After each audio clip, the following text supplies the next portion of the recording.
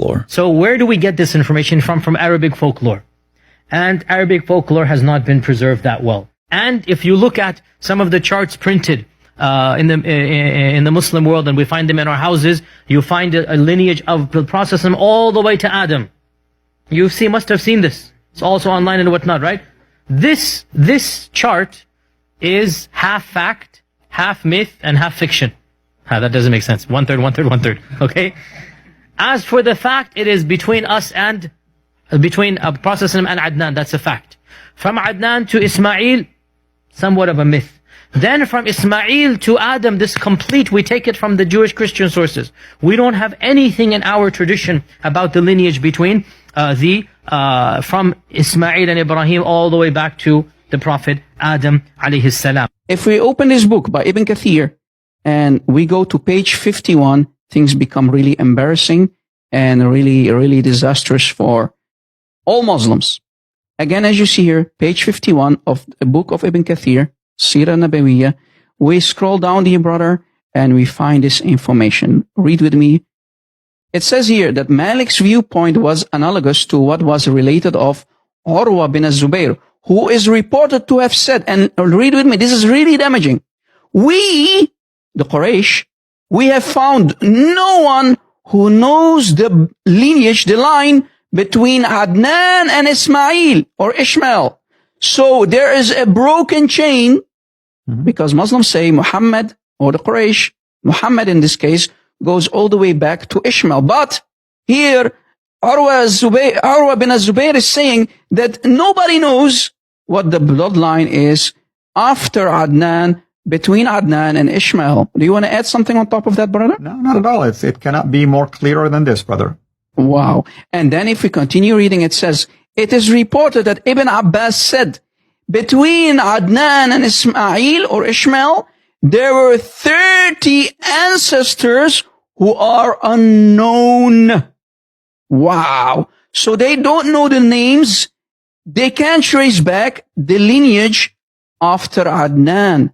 So there are 30 names missing. So they cannot prove that the Quraysh, or let alone Muhammad, has anything to do with Ishmael. This is damaging, and this actually brings down the hammer on the claim that Muhammad is from the bloodline of Ishmael. And we continue reading.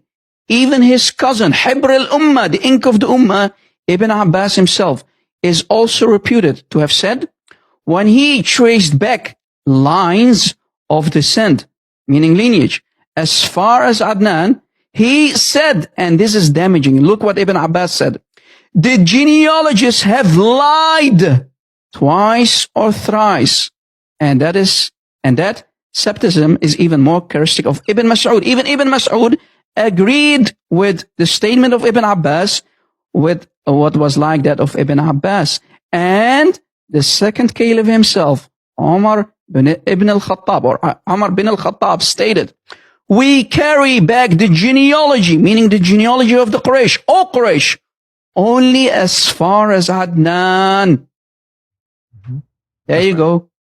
That's right. There you go. This is so damaging, brother, and this destroys one of the main claims in Islam, that Muhammad is from the bloodline of Ishmael himself, yet he had no proof. He could not back it up with any actual proof. Here is, for example, a diagram or a flowchart, brother, that I want to show you. Here is, let's say, Muhammad, right? And this is basically the family tree as the Muslims have told us. Here is Muhammad, and we see Amina, supposed mother of Muhammad, and Abdullah. We already proved that's a false name. The real name of Muhammad is Abdullah, not Abdullah. And we see Abdul Muttalib, and we see here the name of Kinana. Muhammad claimed to be from Kinana. Fine, I will go with that. But then, as we showed you earlier, between Adnan and Ismail, there are 30 names missing that they cannot bring up. So we have a huge broken chain. Muslims, stop lying to yourselves. Stop lying to us. Your prophet cannot back up his claim. Your prophet, as long as he cannot back it up, that means he has nothing to do with Ishmael. It's a lie. And even as we showed you in Ibn Kathir's book, Sirah Nabawiyya, The genealogists have lied about all these names. All of these names that they bring up are nothing but fabrications and lies by the earlier genealogists. Selamat datang para sahabat Satria Nusantara. Selamat berjumpa kembali. Kali ini kita akan membahas persamaan Aswatama dengan Muhammad. Aswatama adalah seorang tokoh sejarah yang keberadaannya tertulis dalam prasasti Maisan. Prasasti Maisan ditulis dalam bahasa Sanskerta dan dikeluarkan oleh Raja Campa bernama Prakasa Dharma. Prasasti Maisan dikeluarkan pada tanggal 18 Februari tahun 658 Masehi dan ditemukan di distrik Dui Huyen, Provinsi Quang Nam, Vietnam Tengah. Pada prasasti Maisan yang tertulis dalam bentuk stansa baris ke-16-18 disebutkan di sini, di kota Bawapura, Kaundinya, seorang Brahmana paling terkemuka, menancapkan tombak yang berasal dari Aswatama, putra Dorna yang merupakan Brahmana paling utama. Nama Aswatama juga ditemukan dalam manuskrip tertua epos atau Wiracarita Mahabharata yang ditulis pada masa dinasti Gupta, yakni pada abad keempat Masehi. Manuskrip Mahabharata ditulis pada zaman Maharaja Samudragupta dan Maharaja Chandragupta Vikramditya. Epos atau Wiracarita Mahabharata mengambil latar belakang perang saudara yang terjadi di India. Mahabharata menceritakan perang saudara di antara keluarga Bharata, yakni antara Pandawa melawan Kurawa. Dalam perang tersebut, Aswatama berada di pihak Kurawa. Perang antara Pandawa melawan Kurawa terjadi di Kurukshetra.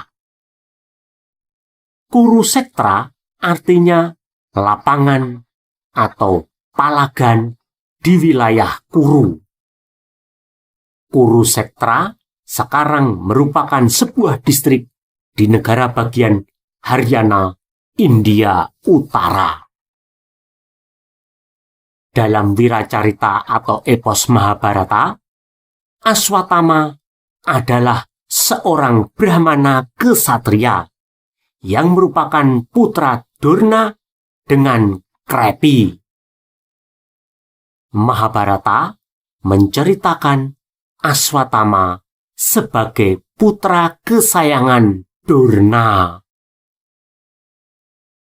Pada hari ke-18 atau pada hari terakhir pertempuran dalam perang Bharatayuda, Aswatama bersama Krepa dan Kertawarma melakukan tindakan teror dengan melakukan serangan secara licik dan brutal ke perkemahan Pandawa, lalu membunuh seluruh putra Pandawa atau Pancawala, Tersajumna, dan Sri Kandi. Singkat cerita, setelah perang Bharatayuda berakhir, Aswatama dikalahkan oleh Krishna. Arjuna sempat ingin membunuh Aswatama, namun dicegah Krishna. Dan sebagai hukumannya, Aswatama diusir dari bumi barat atau dari India. Aswatama kemudian pergi dan mengembara ke arah barat, mengikuti arah matahari tenggelam. Ia mengembara bersama pengikutnya jauh hingga ke wilayah bumi Maghribi. Orang-orang Farisi Yahudi menyebut Aswatama dan keluarganya dengan sebutan Bani Quraish. Bani artinya kaum atau keturunan atau keluarga. Sedangkan Quraish artinya orang-orang Kurawa. Bani Quraish artinya kaum atau keturunan atau keluarga orang-orang Kurawa. Aswatama dan keturunannya atau Bani Quraish adalah penganut agama Hindu Siwa. Aswatama oleh keturunannya dipercaya sebagai reinkarnasi Dewa Siwa, yang merupakan dewa yang dihormati orang Hindu. Setelah Aswatama meninggal dunia, keturunannya membuat monumen atau tugu peringatan di Ka'bah. Batu hitam meteor untuk memperingati Aswatama sebagai leluhur Bani Quraish disebut Hajar Aswad. Hajar artinya guru, dan Aswad berasal dari Aswatama. Aswatama merupakan seorang Brahmana atau resi atau pandita atau guru. Ritual yang dilakukan oleh keturunan Aswatama atau orang-orang Bani Quraish adalah berpradaksina atau berkeliling menghormati lingga yoni yang merupakan simbol penghormatan kepada leluhurnya, yakni Aswatama. Patung untuk menghormati dan memuja Aswatama dibuat dan diletakkan di dalam kuil Ka'bah, yang artinya tempat suci untuk pemujaan kepada leluhur. Pada masa kekuasaan Maharaja Chandragupta Vikramditya dari dinasti Gupta yang berkuasa pada tahun 380 hingga 415 Masehi, Ka'bah dibangun dengan sangat indah dan menawan dan dilengkapi dengan banyak patung. Pada masa kekuasaan Vikramditya inilah kerajaan Gupta berkuasa hingga ke Jazirah Arabia atau bumi yang dihuni oleh Bani Quraish yang merupakan keturunan Aswatama beragama Hindu Siwa dari India. Muhammad SAW atau Sallallahu Alaihi Wasallam yang dipercaya sebagai Nabi Arab berasal dari keturunan Bani Quraish. Dengan demikian, Muhammad adalah keturunan Aswatama. Muhammad lahir pada tahun 570 Masehi di Mekah. Ayahnya bernama Abdullah, sedangkan ibunya bernama Aminah. Dalam hadis Nabi diceritakan, ayah Muhammad meninggal dunia ketika Muhammad berusia 6 bulan dalam rahim ibunya, dan ibunya kemudian meninggal dunia ketika Muhammad berusia 6 tahun. Muhammad kemudian diasuh oleh kakeknya Abdul Muthalib dan pamannya Abu Thalib. Bani Quraisy menjadikan Ka'bah sebagai kiblat berdoa atau tempat pemujaan Aswatama. Karena di Ka'bah, leluhur atau kawitan Bani Quraisy, yakni Aswatama, dibuatkan patung Lingga Yoni. Namun, setelah mengaku mendapatkan wahyu dari malaikat Jibril, maka Muhammad menentang penyembahan dan pemujaan yang dilakukan oleh orang-orang Bani Quraisy dan menganggap mereka sebagai para penyembah berhala. Akibat pertentangan ini, maka Muhammad diusir dari Mekah dan hijrah ke Madinah. Setelah 8 tahun, Muhammad berhasil mengumpulkan sekitar 10.000 pengikut untuk menyerang dan mengepung Mekah. Lalu, terjadilah peperangan antara Muhammad melawan orang-orang Bani Quraisy. Muhammad berhasil merebut Mekah dalam peristiwa yang dikenal sebagai Fathul Makkah.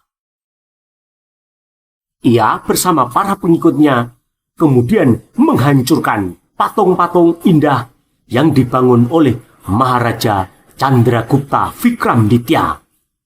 Namun, Muhammad menyisakan satu patung yang terbuat dari batu hitam meteor, yakni patung Hajar Aswad. Keputusan Muhammad tetap mempertahankan Hajar Aswad disebabkan: 1. Hajar Aswad adalah simbol yang mampu mempersatukan seluruh keturunan Bani Quraisy.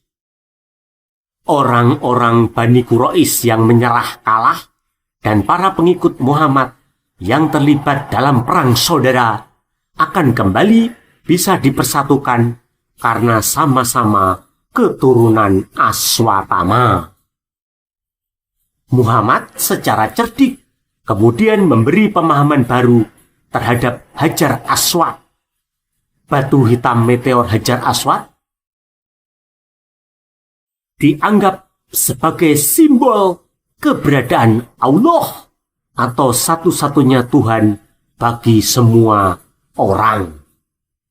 Hajar Aswad adalah simbol Tuhan monoteis yang diperkenalkan oleh Muhammad dalam ajaran baru tersebut.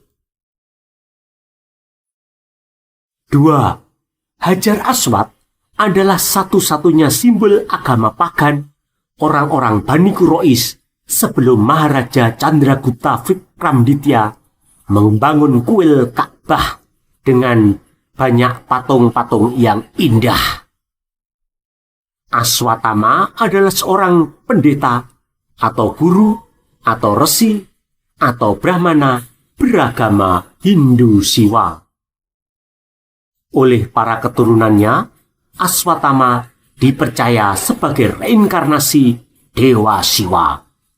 Lambang bulan sabit artinya Aswatama dianggap sebagai Dewa Bulan.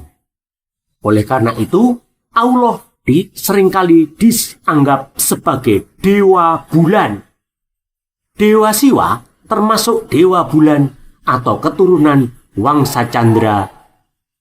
Batu Hajar Aswad pernah mengalami kerusakan pada saat terjadi pengepungan Mekah tahun 683 dan tahun 692 Masehi. Pada saat itu, batu Hajar Aswad terpecah menjadi 3 bagian karena diperebutkan oleh pihak-pihak yang bertikai.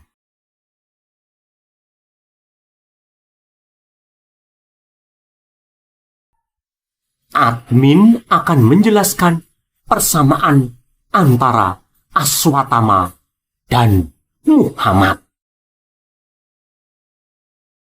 Pertama, dilahirkan dalam kemiskinan.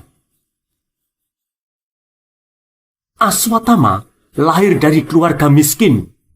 Dorna, ayah Aswatama, adalah seorang pendeta atau brahmana. Dorna kemudian diangkat menjadi guru kerajaan keluarga dinasti Kuru yang berkuasa di Hastinapura. Aswatama lalu diangkat derajatnya oleh Duryudana yang merupakan pemimpin Kurawa. Muhammad lahir dari keluarga miskin, namun setelah dewasa nasibnya berubah total semenjak menikahi seorang janda kaya raya bernama Khadijah yang berumur 40 tahun. Khadijah adalah seorang wanita pengusaha yang sukses. 2. Loyal, setia, dan dapat dipercaya majikannya. Baik Aswatama maupun Muhammad adalah orang yang sangat loyal dan setia kepada majikan yang memelihara dan mengangkat derajat kehidupannya. Aswatama sangat loyal dan patuh kepada Duryudana selaku pemimpin Kurawa. Sedangkan Muhammad sangat loyal dan tunduk kepada Khadijah. Muhammad hanya memiliki satu istri atau melakukan perkawinan monogami. Muhammad baru memiliki banyak istri atau melakukan poligami setelah Khadijah, istrinya, meninggal dunia. Muhammad sedikitnya memiliki 11 istri, di mana 9 orang istrinya masih hidup setelah Muhammad meninggal dunia. Sedangkan jumlah harem atau gundik atau simpanan tidak terhitung. Ketiga, berasal dari kalangan Brahmana atau kalangan agamawan. Brahmana dalam Hindu sejajar kedudukannya dengan Nabi dalam Islam. Aswatama adalah seorang guru atau pendeta atau resi atau Brahmana yang merupakan putra Durna. Sedangkan Muhammad oleh para pengikutnya dipercaya sebagai nabi bangsa Arab. Muhammad adalah putra Abdullah dan Aminah. Abdullah artinya abdi Allah atau hamba Allah yang memiliki derajat sama dengan pendeta atau Brahmana dalam Hindu. 4. Panglima perang. Aswatama adalah seorang Maharati atau panglima perang dari Kurawa. Gelar Maharati artinya panglima perang utama atau panglima perang terkemuka. Ia merupakan salah satu jenderal andalan Kurawa dalam perang Bharatayuda di Kurukshetra. Sementara Muhammad adalah seorang panglima perang yang handal semasa hidupnya. Sepanjang hidup Muhammad terlibat dalam 27 peperangan untuk menghancurkan musuh-musuhnya, yakni orang-orang yang dianggap kafir. 5. Melakukan tindakan teror. Setelah perang di Kurukshetra berakhir, Aswatama bersama Kertawarma dan Krepa melakukan aksi terorisme, yakni melakukan pembunuhan dengan cara pembantaian massal keluarga Pandawa.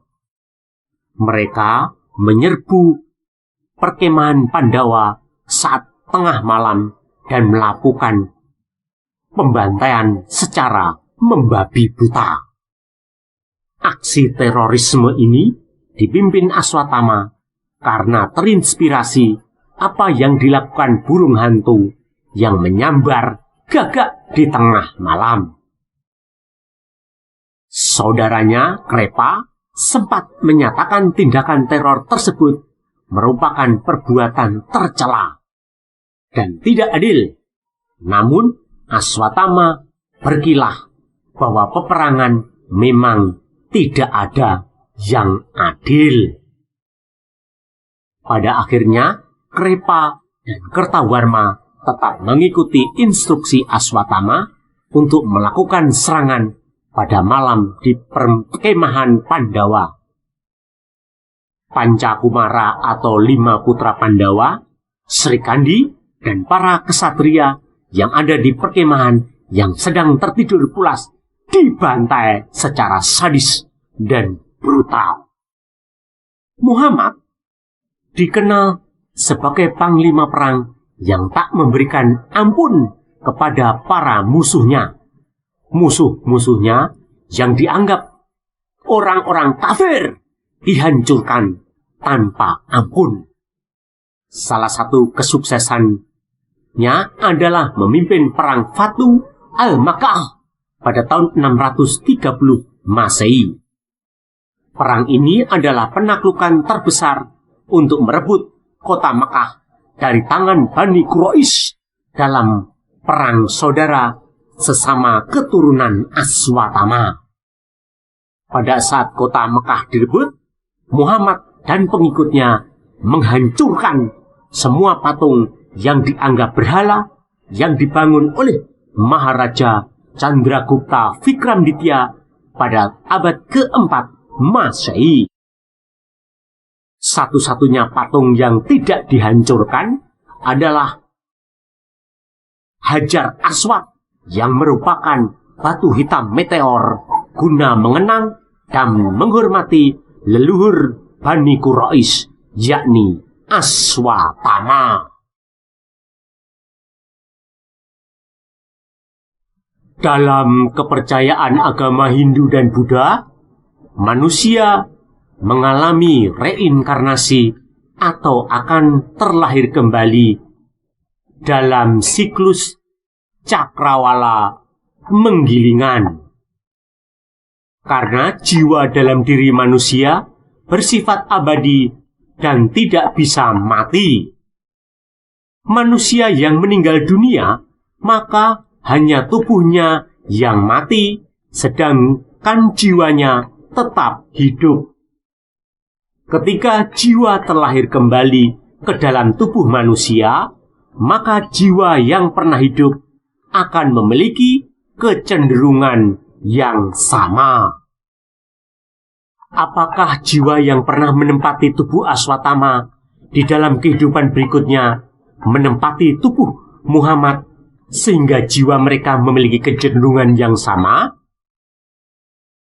Jawaban kami serahkan kepada pemirsa channel Satria Nusantara. Kalau admin menyimpulkan bahwa Muhammad adalah reinkarnasi Aswatama, maka admin bisa dilaporkan melakukan penistaan agama lahyau. Demikianlah pembahasan Aswatama dan Muhammad Sallallahu Alaihi Wasallam yang dipercaya sebagai Nabi Arab. Jangan lupa untuk like, memberikan komentar, men-share, dan men-subscribe channel ini. Anda juga dapat memberikan masukan, saran, dan usulan untuk pembahasan video-video selanjutnya. Salam dari admin Satria Nusantara.